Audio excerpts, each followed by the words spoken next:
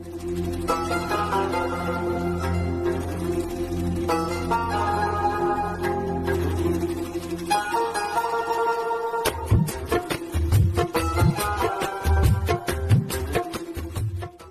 guys, this is Linu and welcome to my channel. Life is all about fun.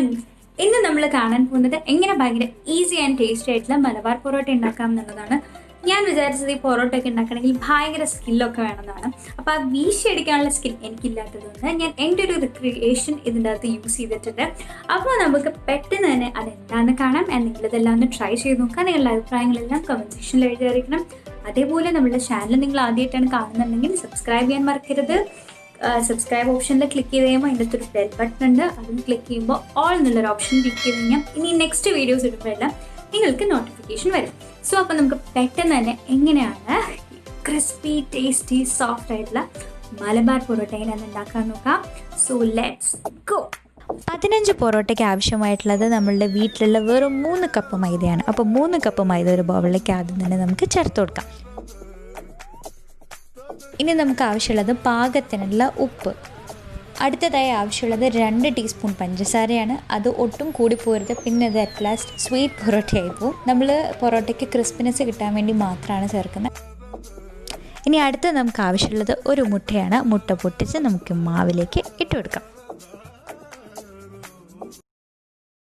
അടുത്തതായി നമ്മൾ എടുക്കാൻ പോകുന്നത് 1 spoon നെയ്യാണ്. നെയ്യും ഇതിലേക്ക് ചേർത്ത് കൊടുക്കും. അടുത്ത് നമുക്ക് ആവശ്യമുള്ളത് 1/2 കപ്പ് പാലാണ്. അത് തിളപ്പിച്ചോ തിളപ്പിക്കാത്തതായാലോ പ്രശ്നമില്ല. അത് നമുക്ക് ഇതിലേക്ക് ഒഴിച്ചു കൊടുക്കാം. ഇനി വേണ്ടത് 1/2 കപ്പ് വെള്ളമാണ്. ഈ 1/2 കപ്പ് വെള്ളം പതുക്കെ വേണം ഒഴിച്ചു കൊടുക്കാനായിട്ട്. ഒറ്റയടിക്ക് ഒഴിച്ചു കൊടുക്കരുത്, കുഴയ്ക്കാൻ ഭയങ്കര പ്രയാസമായിരിക്കും. അപ്പോൾ ഒഴിച്ച് പതുക്കെ കുഴച്ച് അതിനെ എടുക്കാം. ഇനി നമ്മൾ കൈ കൊണ്ട് നന്നായി അതിനെ കുഴച്ചെടുക്കുക. ഈ കുഴച്ചെടുക്കുന്ന സമയത്ത് കൈയൊക്കെ നന്നായി ഒട്ടുന്നുണ്ടാവും. ഈ സമയത്ത് വേണം നമ്മൾ 1 സ്പൂൺ എണ്ണ ഇതിലേക്ക് ആഡ് ചെയ്ത് കൊടുക്കുക. ഇനി ഇതൊന്നും പോരാ. ഇനി നമുക്കിതിനെ കൗണ്ടർ ടോപ്പിലിട്ടിട്ട് നന്നായി തന്നെ ഒരു 10 മിനിറ്റ് നിർത്താതെ അങ്ങോട്ടും ഇങ്ങോട്ടും അതായിട്ടൊരു മൽപ്പിടുത്തമൊക്കെ നടത്തി നമുക്കതിനെ നല്ല സോഫ്റ്റായിട്ട് കുഴച്ചെടുക്കാം. ഒത്തിരി ബലമൊന്നും പിടിക്കേണ്ട. ഇങ്ങനെ കുഴച്ചെടുക്കുമ്പോൾ തന്നെ നമുക്ക് നല്ല സ്മൂത്തായിട്ട് തന്നെ കുഴച്ചെടുക്കാൻ പറ്റും. സോ ഈസി ആയിട്ട് എടുക്കുക. നമുക്ക് നന്നായി തന്നെ ഇങ്ങനെ കുഴച്ചെടുക്കാൻ പറ്റും.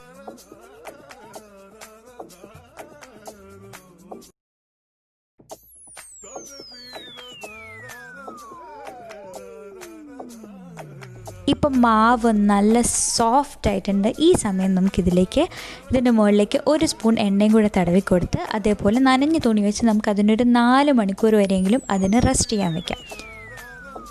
ഇനി നമുക്ക് ഇതിൽ നിന്ന് കുറച്ച് പീസുകൾ കട്ട് ചെയ്തെടുക്കാം. പൊറോട്ടയ്ക്ക് വേണ്ടി മാറ്റി വെച്ചിട്ടുള്ള ബോളുകൾ നമ്മൾ കയ്യിലെടുത്ത് പിടിക്കുക.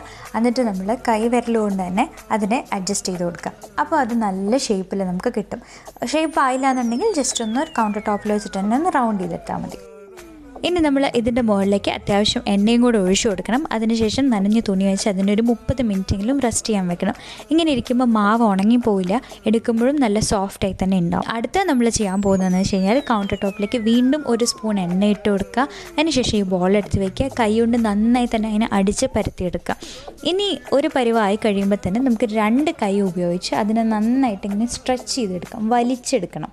ഇങ്ങനെ വലിച്ചെടുക്കുമ്പോൾ തന്നെ കുറച്ചുകൂടെ വലുതായി. പ്രത്യേകം ശ്രദ്ധിക്കണം, താഴെ എണ്ണ ഉണ്ടാവണം, അല്ലാന്നുണ്ടെങ്കിൽ ഇത് പെട്ടെന്ന് പൊട്ടിപ്പോവും. ഇനി നമ്മൾ ചെയ്യാൻ പോകുന്നത് ഒരു ചപ്പാത്തീൻ്റെ കോല് വെച്ചിട്ട് അതിനെ സെൻറ്ററിൽ നിന്ന് താഴേക്കും സെൻറ്ററിൽ നിന്ന് മുകളിലേക്കും നമ്മളിങ്ങനെ അതിനെ വലിച്ചെടുക്കണം. ഇങ്ങനെ ചെയ്യുമ്പോൾ തന്നെ ഇത് വളരെ കനം കുറച്ച് തന്നെ നമുക്ക് കിട്ടും. ഇത് ഒത്തിരി ബലമൊന്നും പിടിക്കരുത്. ഒത്തിരി ബലം പിടിച്ചാൽ ഇത് കീറിപ്പോവും. അതേപോലെ പ്രത്യേകം ശ്രദ്ധിക്കണം, എണ്ണ താഴെ വേണം, അല്ലാന്നുണ്ടെങ്കിൽ അത് കീറിപ്പോവും. ഇത് നമുക്ക് വീശടിക്കാനുള്ള സ്കില്ലില്ലാത്തതുകൊണ്ടാണ് നമ്മളിങ്ങനെ ചെയ്യുന്നത്. അപ്പോൾ ഇത് വളരെ എളുപ്പമാണ്. അതേപോലെ തന്നെ നമ്മൾ ഉദ്ദേശിക്കുന്ന അതേ രീതിയിൽ തന്നെ നമുക്ക് പൊറോട്ട കിട്ടുകയും ചെയ്യും. ഇനി അടുത്തത് ഇതിൻ്റെ ലെയർ ഇങ്ങനെ വലിച്ചെടുത്താൽ മതി. കൈകൊണ്ട് ജസ്റ്റ് വലിച്ചു പിടിച്ചാൽ മതി. അപ്പോൾ തന്നെ ഇതിങ്ങനെ സാരീൻ്റെ പ്ലീറ്റ്സ് എല്ലാം വരുന്ന പോലെ തന്നെ ലെയറായിട്ട് കിട്ടും. ഇനി നമുക്കതിനെ ചുറ്റി നമുക്ക് മാറ്റി വയ്ക്കാം. റെസ്റ്റോറൻറ്റ്സിലെല്ലാം കാണുന്ന പോലെ തന്നെ നമ്മളുടെ കിച്ചണിൽ നമുക്കിപ്പോൾ കാണാൻ പറ്റുന്നുണ്ട്. എന്തൊരു സന്തോഷം അറിയാം.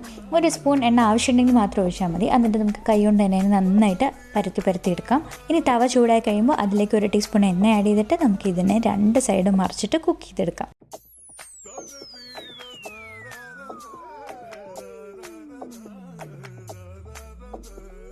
2-3 പൊറോട്ട കുക്കായി വരുമ്പോൾ നമുക്ക് ഒരുമിച്ച് വെച്ച് 2 കൈ ചേർത്തടിച്ച് അതിലുള്ള ലെയറുകളെല്ലാം നമുക്ക് വരുത്താം.